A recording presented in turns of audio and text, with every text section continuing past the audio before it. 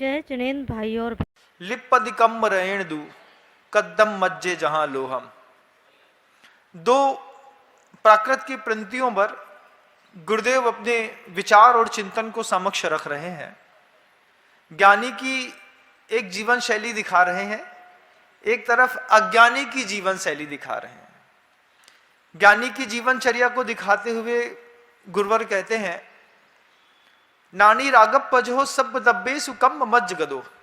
ज्ञानी सारे राग द्वेष के वातावरण के बीच में रहता हुआ भी नो लिपदी कम रहने दो।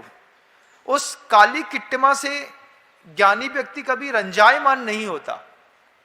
कैसे नहीं होता? जैसे शुद्ध स्वर्ण मैले में फेंक दो, कीचड़ में फेंक दो, दलदल में फेंक दो, किसी भी अपशिष्ट पदार्थ पर फेंक दो, निकालो, निकाल करके पानी से धो और जेब में रख लो। उसको स्वर्ण को अग्नि से प्रासुक करने की जरूरत नहीं पड़ती। दुनिया का हर पात्र, कोई भी पात्र हो बंधुओं, लोहे का, स्टील की कोई भी गिलास नाली में गिर जाए, निकालोगे तो मांजने से उसकी शुद्धता नहीं होती। अच्छा मांज दो, मांजने के बाद अच्छा लाल लाल उसको आग में तपाया जाता है। तपाने के बाद वो पानी पीने के एक योग्य बर्तन बनता है। लेकिन सोने को नाली में गिर जाने के बाद तपाया नहीं जाता। वो ज्ञानी का उदाहरण लेकर के आया है। नानी रागप पजहो सब दब्बे सुकम मज्ज गदो नो लिपदी कम रेणदु कद्दम मज्जे जहां लोहम कड़यम। जैसे सोना कीचड़ में, मैले में गिरने के बाद भी उसको परीक्षा देने की जरूरत नहीं पड़ती, क्योंकि पूर्व में उसकी परीक्षा हो चुकी है। और इन छोटी छोटी चीजों की, क्षुद्र क्षुद्र लोगों को परीक्षा देने की जरूरत पड़ती है। तो गुरुदेव कहते हैं, अन्नानी पुण रत्तो, अज्ञानी व्यक्ति रंजायमान हो जाता है। लिपदी कम रेणदु कद्दम मज्जे जहां लोहम। लोहा को कीचड़ में डालने पर जंग लगती है, ऐसा नहीं।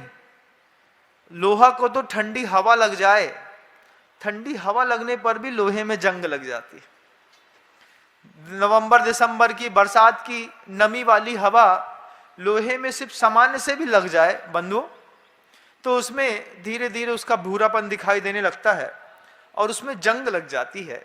ऐसा अज्ञानी का जीवन। जब पूज्य गुरुदेव इस गाथा को हम लोगों को पढ़ा रहे थे, पन्ने पलटते हैं तो बहुत कुछ दिखाई देता है। पन्ने पलटते हैं तो गुरुदेव कहते हैं कि देखो लोगों की जीवन शैली संसार में कैसी है। दुनिया में लाखों लोग हैं बेरोजगार, ढूंढ रहे हैं किस बात के लिए? एक रोजगार मिल जाए। लाखों लोगों की संख्या है। 700 करोड़ लोगों में से आप विश्वास मानिए 550 करोड़ लोग बेरोजगार हैं। 550 करोड़ लोग रोजगार ढूंढ रहे हैं। अब गुरुदेव कहते हैं ये लोग बेरोजगार हैं, रोजगार ढूंढ रहे हैं। अज्ञानी की वो स्थिति है, पहले बेरोजगारी के कारण भटक रहा था, अब रोजगार मिल गया तो रोजगार के कारण भटक रहा है। पहले बेरोजगारी के कारण भटकाव था, इस नगर से उस नगर, इस देश से उस देश, इस शहर से दूसरे शहर, कभी पूना, कभी बेंगलोर, कभी बंबई, कभी मद्रास, कभी चेन्नई। कोई भी मेट्रो सिटी में हजारों लड़के मिल जाएंगे जॉब सर्च करते हुए, बेरोजगारी के कारण भटक रहे। अब रोजगार मिल गया। अभी रोजगार मिल जाने से आपकी भटकन खत्म हो गई है, ऐसा नहीं। अब आप रोजगार के कारण भटक रहे हैं। अब आप पहले जो दौड़ आपकी बेरोजगारी के कारण थी, अब वो रोजगार के कारण परिवर्तित हो गई। अब चीन जा रहे, जापान जा रहे, अमेरिका जा रहे, अब्रॉड जा रहे, कहीं फिर जा रहे, मलेशिया जा रहे, बांग्लादेश जा रहे, क्या सामान बुलाओ। ये भी भटकाव है जीवन का बंधुओं। अगर समझ में आ जाए तो, जब समझ में आ जाए तो, कि कुछ अपना रोजगार स्थापित कर लिया। अब पहले आदमी किसी बेरोजगारी में उलझा था, अब रोजगारी में उलझ गया। अब सुबह से लेकर शाम तक रोजगारी उलझा के रखी है। 7 बजे सुबह से दुकान खोलो। हम जिस गांव में हैं, इस गांव की खासियत है, यहां 6 बजे सुबह से दुकान खुल जाती है। हमने कहा 6 बजे सुबह से दुकान खुल जाती है? बोले महाराज गांव देहात है, 9, साढ़े 9, 10 बजे तक तो पूरे दिन का धंधा होकर के खत्म हो जाता है महाराज। दोपहर में कोई ग्राहकी नहीं, फिर शाम को आती है सीधे सीधे। शहरों का रूल अलग है, शहरों में दिन के 12 बजे दुकान खुलती है और रात को 12 बजे तक चलती है। सुबह 6 बजे खुलती है, 12 बजे तक खत्म होती है। 12 बजे दोपहर में बढ़िया आराम से आदमी भोजन करता है, सब निकल जाता है, अपने काम करता है। गुरुदेव कहते हैं बेरोजगारी से छूटे, रोजगारी में अटके। अब रोजगार से भी छूट जाओ तो भी तुमको आराम मिल जाएगा, ऐसा नहीं है। तुम दुकानदारी से छूटे तो लाड़ी में अटके।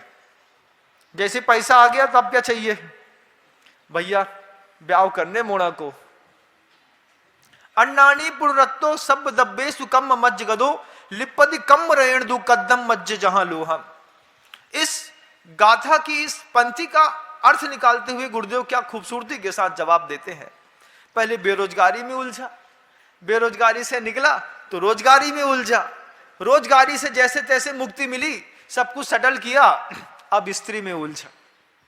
स्त्री चाहिए, लाड़ी चाहिए। अब लाड़ी आ गई तो लाड़ी के लिए साड़ी चाहिए, तो लाड़ी को ला करके फिर साड़ी में उलझा। अब एक दुकान से दूसरी दुकान, एक देश से दूसरे देश, अब भटकता है। पैसे के लिए नहीं, पैसा मिल गया। पत्नी के लिए भी नहीं, पत्नी भी मिल गई। अब पत्नी के लिए क्या ले चलूं? एक सोने का लॉकेट ले चलो, एक साड़ी ले चलो, एक बेंटेक्स की कोई चूड़ी ले चलो, एक कोई ब्रासलेट ले चलो। कैसे मनाएं उसको? उलझन खत्म नहीं होने, खत्म होने का नाम नहीं ले रही है।